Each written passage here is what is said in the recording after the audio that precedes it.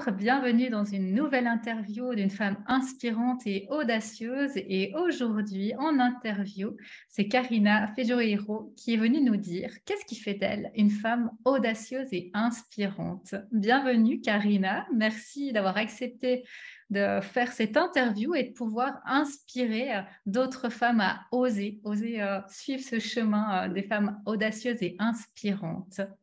Alors, peut-être pour commencer, qui es-tu? Est-ce que tu peux nous dire un petit mot sur qui tu es? Alors, ça, c'est une question à laquelle j'ai toujours du mal à répondre parce que, en fait, je suis beaucoup de choses en même temps. Donc, comme beaucoup de femmes audacieuses, justement, qui osent incarner, en fait, énormément de facettes de leur personnalité, s'autoriser un peu plus à chaque fois à aller explorer son leadership dans différentes sphères. Alors, c'est vrai que du coup, pour se présenter, ça commence à faire un peu un truc à rallonge, tu vois. Un truc où, en fait, on se dit, bon, il y a ça, ça et ça. Mais pour faire simple, je suis la fondatrice de Révél Acteur. Donc, c'est vraiment cette notion de révéler le rêve et le fait d'être acteur et actrice de sa vie. À la base, ça a été vraiment en 2013 quand j'ai créé Révél Acteur. C'était l'ADN de Révél Acteur. Aussi parce qu'en parallèle de ce travail qui est merveilleux de révéler, d'accompagner des hommes et des femmes à prendre vraiment leur place en fait, hein, et à être vraiment reliés à leur essence, à leur signature énergétique, leur empreinte et tout ça. J'ai fait un long parcours en agence de communication pendant une dizaine d'années dans le commerce international, et avant tout ça et en parallèle, je suis artiste. Et en fait, mon rapport à la vie, c'est un rapport sensuel, c'est un rapport au corps. Et donc, à la base, je danse. Mhm. Et je reviens beaucoup à la danse en ce moment parce que c'est vraiment une façon spontanée et surtout d'être en lien avec son corps qui a toutes les réponses et toutes les solutions. Et aussi parce que j'avais eu beaucoup de difficultés à parler, en fait, à parler vrai. Et comme beaucoup d'entre nous d'ailleurs, souvent on porte des masques, on a peur de dire notre vérité. Et la danse, pour moi, c'était un moyen d'expression simple, naturel, mais surtout très intense. Et puis, j'ai été licenciée en 2007 de l'agence en question. Ça a été un parcours un peu difficile, mais donc de grande résilience. Et le théâtre d'impro est venu me révéler justement revenir au jeu, parce que j'étais un peu en déprime quand même, hein, ça avait été un peu compliqué. Et c'est par le jeu de l'acteur, dans sa spontanéité, dans l'impro, etc., que j'ai repris vraiment goût, on va dire, à la vie, tout simplement, déjà. Et puis que je me suis découverte justement plein de facettes de moi que je n'avais pas encore tout à fait bien appréhendées. Et j'avais 30 ans, je crois, à ce moment-là. Je venais d'avoir mon petit garçon. Donc, ça avait été beaucoup de changements de vie. Et à la suite de ce théâtre d'impro, j'ai fait des matchs d'impro, j'ai découvert vraiment qu'est-ce que c'était que de faire rire. Et donc, j'ai ensuite écrit mon premier one-woman show. Enfin ensuite en parallèle à partir de 2008, et j'ai été dans un festival du rire à Paris en 2013. Donc voilà, il y a eu tout un parcours. J'ai cherché un metteur en scène professionnel, et en fait c'est en faisant une consultation avec un médium que j'ai été sur la piste de ce metteur en scène. Et puis moi-même, j'ai beaucoup développé mes capacités extra-sensorielles, de canal, etc. Donc aujourd'hui, je suis canal. Donc je travaille beaucoup sur le fait que nous avons toutes les réponses en nous et on peut développer nos capacités extrasensorielles. Donc mes clients, je les invite et je les accompagne à développer ça. Pour être dans le flow, pour créer en fait leur réalité à partir de leur être supérieur. Et donc, il y a à la fois beaucoup de poésie, beaucoup de parts sensibles, mais aussi s'autoriser à incarner son leadership, son énergie masculine, le fait de concrétiser les choses vraiment à la dimension de notre grande vision. Donc, il y a vraiment aussi ça qui est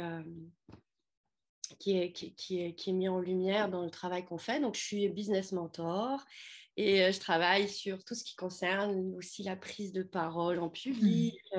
Voilà, il y a plein de facettes comme ça. Je travaille beaucoup avec le tarot de Marseille. J'ai notamment une initiation au tarot, mais c'est vraiment le tarot du théâtre intérieur. Donc, chaque carte révèle un archétype que l'on porte en soi et comment est-ce qu'on peut s'amuser à le jouer en tant qu'actrice et en tant qu'acteur, avec des scénarios que l'on peut jouer. Voilà. Donc, il y a plusieurs façons de se relier à notre part d'acteur et même de maintenant, je parle d'être scénariste aussi, réalisateur de sa vie. Donc, ça prend toute cette dimension révélateur. Voilà. Ah, c'est joli. Une belle métaphore avec tout ce côté artistique aussi, effectivement. Et alors, Oui. qu'est-ce qui fait de toi une femme audacieuse et inspirante? Alors, c'est un peu prétentieux. Non. Oui, oui, oui, mais en même temps assumé. Donc, oui, c'est la raison pour laquelle, d'ailleurs, on vient vers moi aujourd'hui. C'est qu'en fait, je n'ai pas peur d'incarner ma folie. Il y a vraiment une notion de la folie d'être soi. Et d'ailleurs, j'ai organisé une immersion là au mois de juillet avec mes clients. Donc, on était dans une belle villa, on était ensemble, on a beaucoup parlé, tout ça. Et on parlait business en même temps sur qu'est-ce qui fait qu'on va venir vers toi pour travailler avec toi. Et ils ont tous dit, mais en fait, avec toi, on s'autorise toujours une audace, un cran supérieur parce que tout ce que tu dis, tu l'incarnes. Et c'est vrai que d'avoir fait ce parcours d'actrice, en tout cas de comédienne, et d'être allée jouer et accueillir bah, toutes les parties aussi qu'on ne veut pas voir, hein. Partie pas très cool de soi, mais en fait, quand on joue un personnage, quand on est dedans, on aime ce personnage et du coup, on le défend. Et en fait, Ouais. ça, en faisant ce travail, ça m'a aidé à aimer moi-même ces parts de moi et à les accueillir en me disant, mais en fait, je peux les aimer. Voilà. Et on a tous ça en nous, hein, ce côté. Donc, l'audace, bah, c'est d'avoir fait quand même 3 one-woman shows, d'être allé sur la scène avec Mathieu Chédid, voilà, où j'ai été repérée dans ces 3 soirs d'affilée, devant 30 000 personnes, je ne sais plus, à l'hôtel, enfin à Bercy Arena. Ça a été à chaque fois d'oser rencontrer, d'échanger, discuter avec des personnes avec lesquelles je n'aurais jamais pensé pouvoir faire. Ça a été de créer ma société, hein, déjà, c'est une grande audace parce qu'il faut comprendre qu'à la base, ça a été un grand chemin pour moi parce que je ne voulais pas être dirigeante. Je veux dire, ce n'était pas un truc, je me disais, c'est mon rêve, je veux créer une entreprise. Ça n'a pas été pour moi une évidence du tout. Ça a plutôt été une conséquence d'une quête de soi et de liberté sans condition quelque part. Ouais. Ouais. Hors norme, quoi. Et voilà.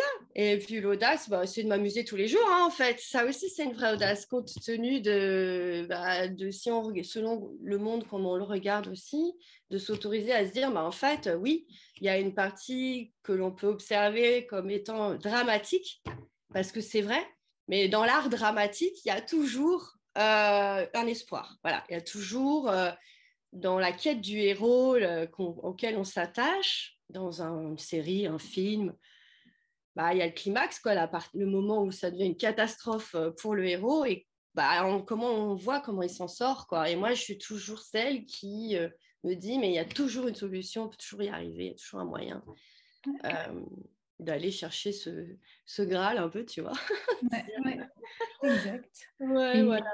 Et justement, tu parlais, et j'aimais bien ce que tu as exprimé tout à l'heure, je ne sais plus comment tu l'as dit exactement, incarner sa folie, il me semble. Ouais. Comment, j'ai envie de dire, bah, ça me plaît cette idée d'incarner sa folie.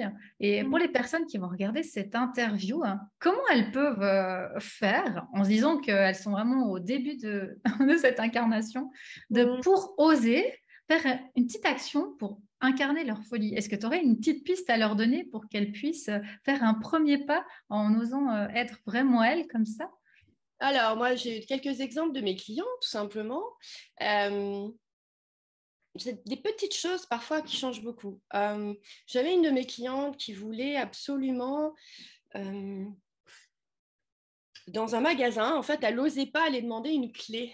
Tu vois, c'est symbolique en même temps, donc c'est intéressant. C'était dans un magasin, je ne veux pas le nommer, mais voilà, c'est un magasin dans lequel, en fait, se trouvait, si tu veux, dans une vitrine, un objet qu'elle voulait toucher, qu'elle voulait sentir.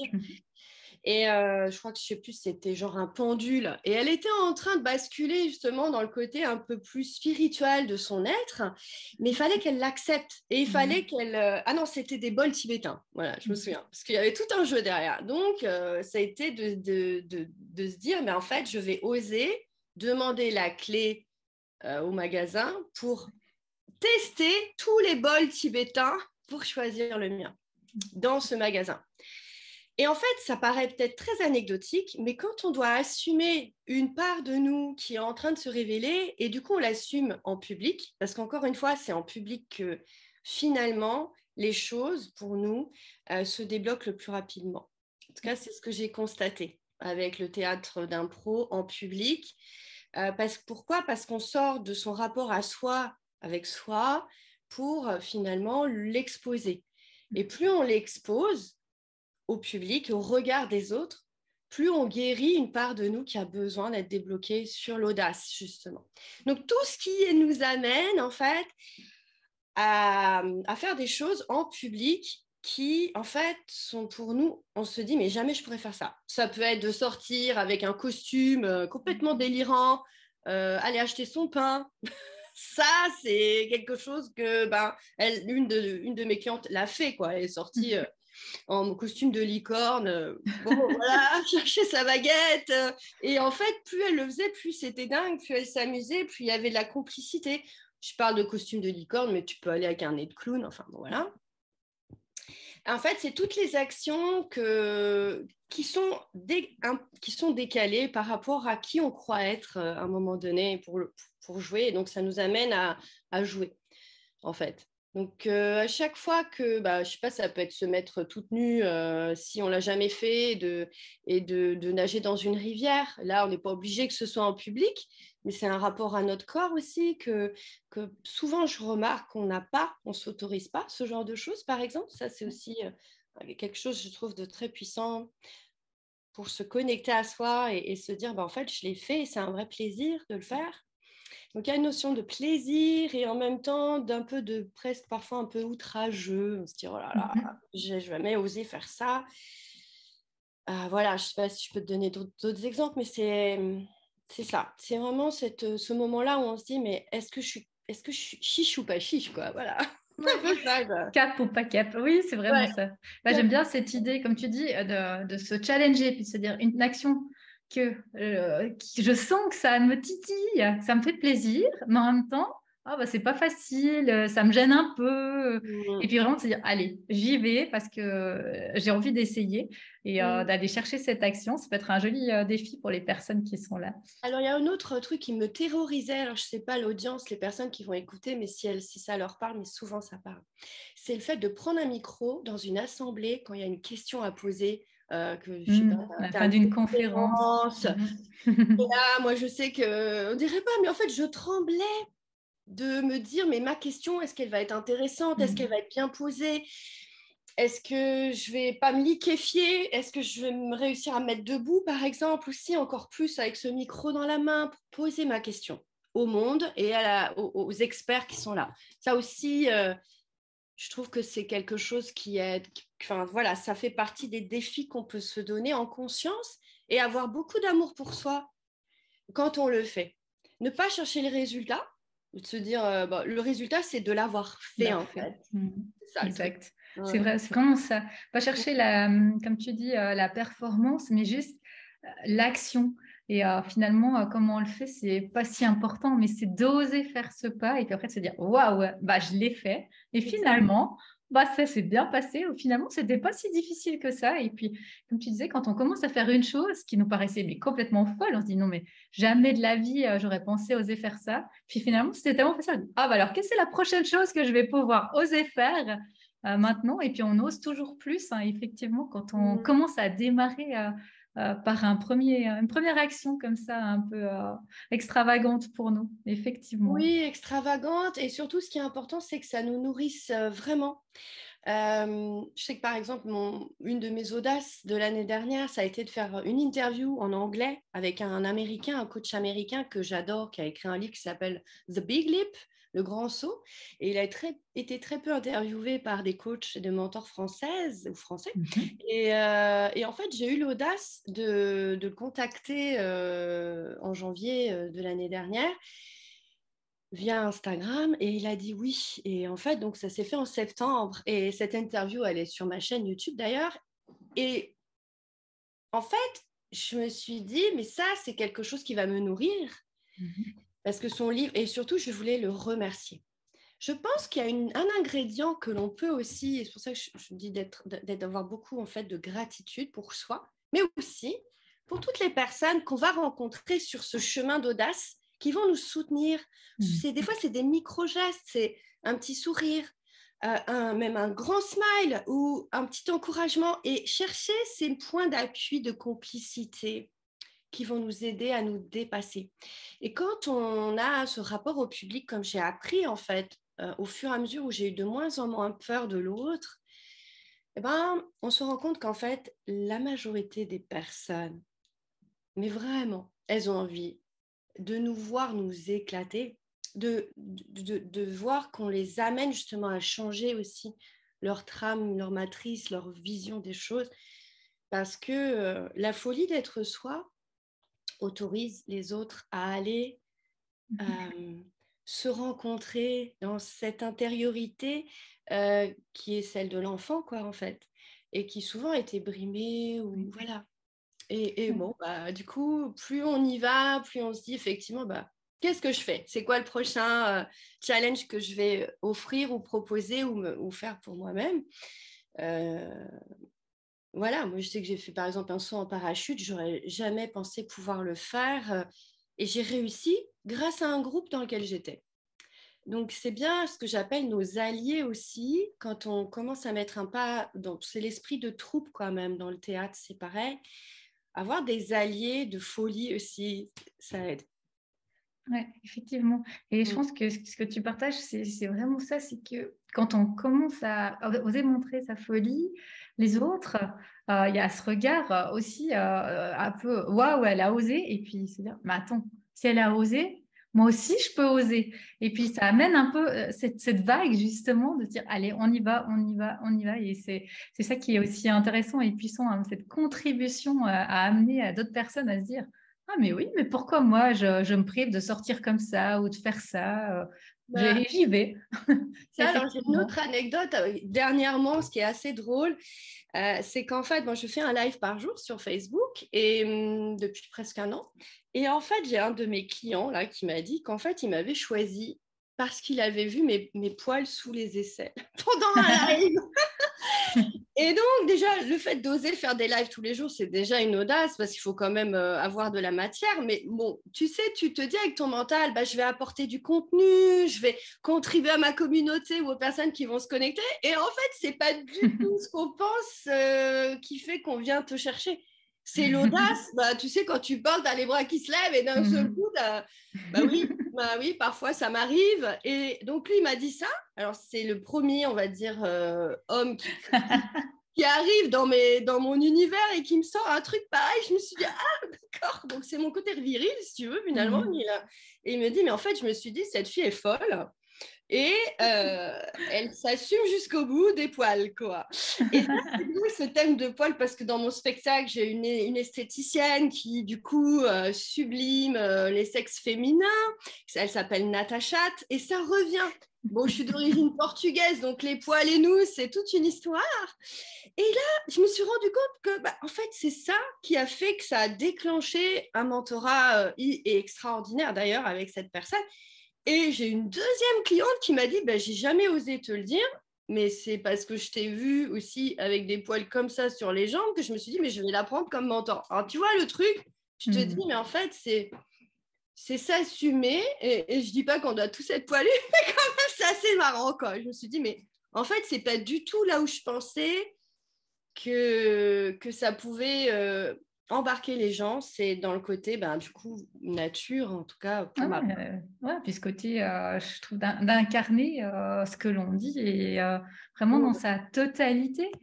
C'est pas que des mots, des paroles, et c'est bien plus que ça, que des actions. C'est vraiment dans sa façon d'être au quotidien. Ouais, effectivement. Exactement. Et donc, je me dis, oui, je suis celle qui parfois a des poils sous les bras, puis parfois n'en a plus parce que ça fait partie de mes désirs, que parfois c'est OK. Enfin, voilà, c'est vraiment cette notion de, moi, je ne suis pas dans le forcing et je ne cherche pas à convaincre, en fait, c'est juste être. Et puis ensuite, être dans sa qualité et dans sa grâce, quoi. Voilà. Et donc, la grâce, parfois, ça passe par des trucs un peu improbables. Ouais, Voilà. improbable, c'est le mot.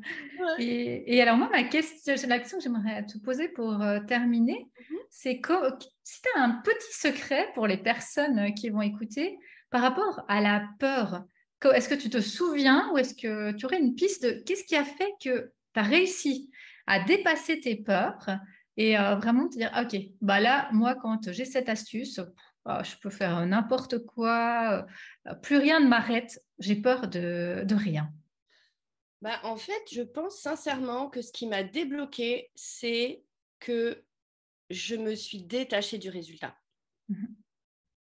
Donc, à chaque fois que je sens une peur, c'est que quelque part, je me dis, OK, je suis en train de me mettre la pression sur le résultat. Et j'en ai parlé au début, mais je conclus là-dessus, c'est qu'en fait, souvent, je ne m'engageais pas parce que je me disais que est-ce que le résultat en vaut la peine? Est-ce que l'investissement que je vais faire va faire que le résultat va être à la hauteur aussi de l'investissement? Quand je parle d'investissement, c'est tout, c'est financier, c'est le temps, c'est l'énergie, c'est les choix, c'est tout, quoi. Et en fait, j'ai arrêté de focuser sur le résultat et je me suis dit, le plus important, c'est l'expérience. Est-ce que j'ai vraiment envie, dans mon corps, dans mon cœur, dans tout, mon âme et tout, de vivre cette expérience? Et ça, c'est le baromètre intérieur. Et donc, j'ai compris, et rien que d'en parler, j'ai plein de frissons, j'ai compris que c'est mon chemin qui compte et le résultat, il va être justement encore plus illimité, que mon chemin va être dans un niveau d'énergie maximum. Voilà. Parce qu'en fait, je prends du plaisir à mesure que j'avance, y compris à dépasser des challenges. Voilà. Donc, par exemple, pour finir, sur mon spectacle Sois sauvage, alors mon nom d'artiste, c'est Karina Joya, J-O-I-A, J-O-I-A. J'ai 2 noms, comme ça au moins il y a 2 univers, mais ça se rejoint. Sois sauvage, c'est une affiche où en fait je suis nue. On revient à la nudité et j'ai une magnifique maquilleuse qui a fait un travail superbe et tout. Voilà. Donc, elle m'a maquillée. Cette affiche, en fait, il y a écrit Sois sauvage sur la poitrine. Et en fait, cette affiche, elle m'a valu 8 jours aux toilettes. De base. Tellement j'avais peur de lancer l'affiche sur les réseaux sociaux, que mon père voit cette affiche. Que les hommes se disent mais qu'est-ce que c'est que ça et qu'est-ce qu'elle veut nous raconter celle-là, etc. Et du coup d'assumer encore plus finalement l'univers artistique, le message puissant de ce spectacle. Et en fait, ce qui m'aide aussi, donc deuxième élément, c'est le résultat, mais c'est surtout, c'est quoi le message? C'est quoi l'intention avec ça, ce que tu veux faire? Pourquoi je le fais? Ouais, c'est quoi ta véritable intention? Je parle souvent de la pureté de l'intention. C'est pas celle qui va être pour, je sais pas moi, convaincre, machin truc. Non, c'est quoi ton intention de départ? Parce que finalement, par exemple, mon spectacle, j'ai compris qu'à un moment donné, c'est une œuvre qui me dépasse. Et donc, je suis juste le canal, l'instrument. Comme quand on est entrepreneur, on se dit notre entreprise, elle est au service de plus grand que nous. Et c'est ça le truc, quoi. Voilà. Ouais, merci. Je pense que c'est 2 indicateurs, comme tu dis, au baromètre. C'est vraiment hyper puissant de se dire, OK, quand je fais quelque chose, je ne le fais pas pour un résultat, mais je le fais pour moi. Et puis, comme tu le disais, chaque fois on chemine, on apprend, on lâche vraiment ce côté aussi plaisir. Et puis aussi de se dire, mais quand je fais quelque chose, c'est quelque chose de grand, de plus grand, vraiment là où je contribue grand, hein. Et là, ça devient magique quand on est Ouais. dans cette énergie-là, comme tu le dis. On peut tout faire, on peut tout réaliser. Bah, Ouais. on va faire un petit parallèle pour finir avec les enfants. Je veux dire, quand on se décide à avoir un enfant dans sa vie d'une façon ou d'une autre, on ne cherche pas le résultat du gamin, s'il va avoir les yeux bleus, s'il va être comme ci ou comme ça. C'est une création qui nous dépasse, forcément. C'est un parallèle, mais je sais il peut y avoir plein de peurs associées à ça.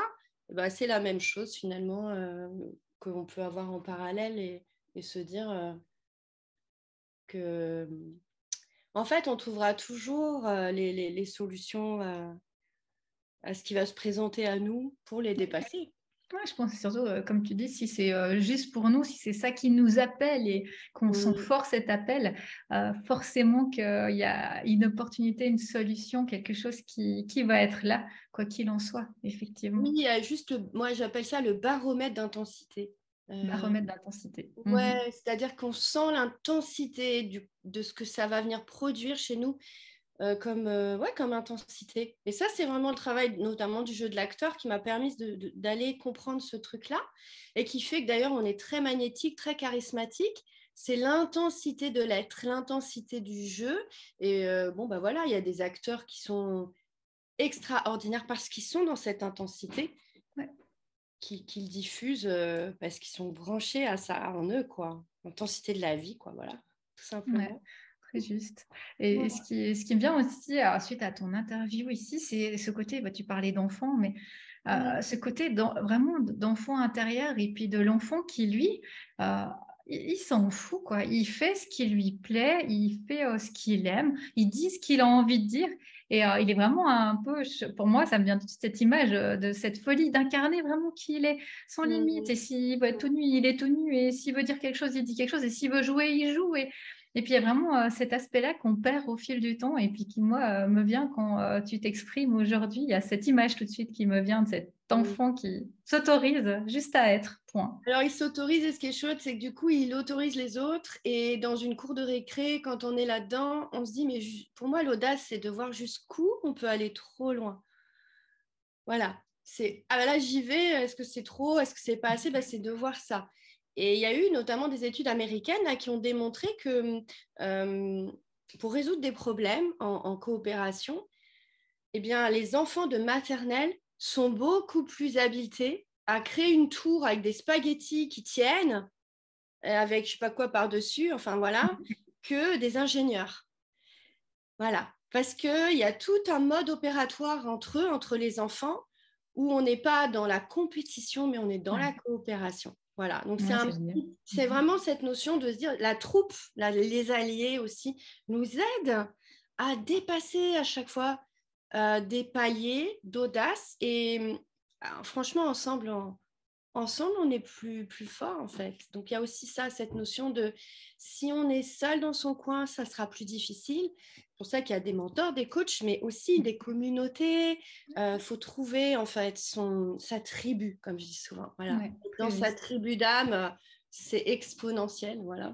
Mhm. Ça, c'est Euh, vrai. S'entourer de personnes, justement, inspirantes également. Et puis, ensemble, comme tu le dis, on peut vraiment se oui, déployer, s'entraider. Ouais. avec des partages vrais. Hein, Ouais. sur, bah voilà, là, je suis en train de traverser ça, c'est douloureux, c'est compliqué, comment je fais?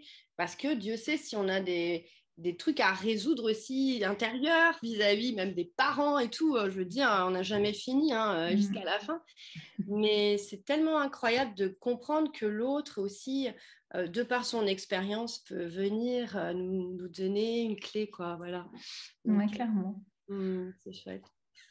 Bah, merci, merci pour ce partage, cette belle interview avec des pistes, je trouve vraiment audacieuses, des pistes qui, j'en suis sûre, vont permettre à des personnes J'espère, c'est d'oser. l'intention, J'espère comme on elles nous dit. partageront sous ta vidéo qu'est-ce qu'elles ont osé faire, leur Mm. petit grain de folie à elles, ça, ce serait chouette.